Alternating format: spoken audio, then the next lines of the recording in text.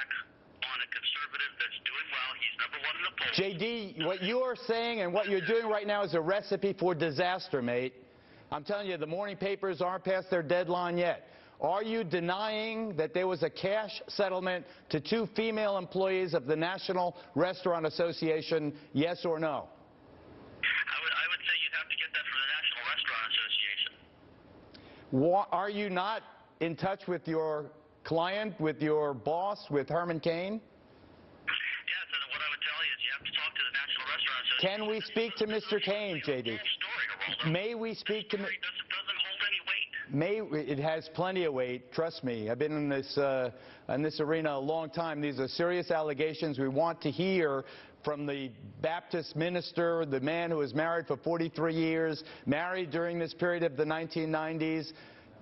He had 2 female employees. The allegation is that there was a cash settlement, so their upset, their disturbance, their feeling of unease over what he did or said or gestured would not be reported. They would not bring action.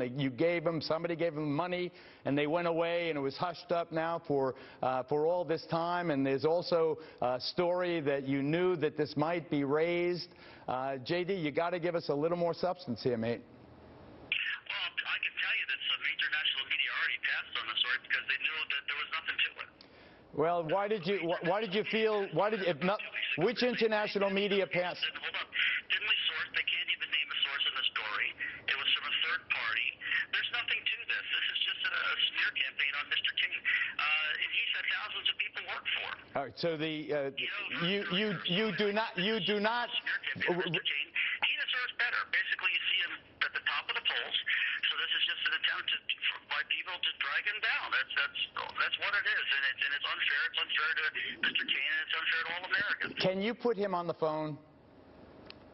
Not at this time, but I know he will be speaking publicly about this very soon. All right, JD. Thanks for calling in. Appreciate it. Comment, Mark Furman? Well, I mean, you ask a straight-up question, and I think that there can be a complicated answer, but I think it'd be pretty easy to answer if it happened or it didn't. Lisa Wheel, former federal prosecutor. I'm sorry. Shouldn't there be an affirmation or a denial? I mean, sometimes Geraldo, you asked the question. And Arthur, Lisa first, then Arthur. Sorry. I mean, you asked the question 3 or 4 times, just like in good cross-examination of a witness. You say it over and over and again, and the witness should say yes or no, and you didn't get that. Geraldo, excuse me, very recently I've been involved in very similar type of situation on both sides. One time on the woman's side and one time on the guy's side.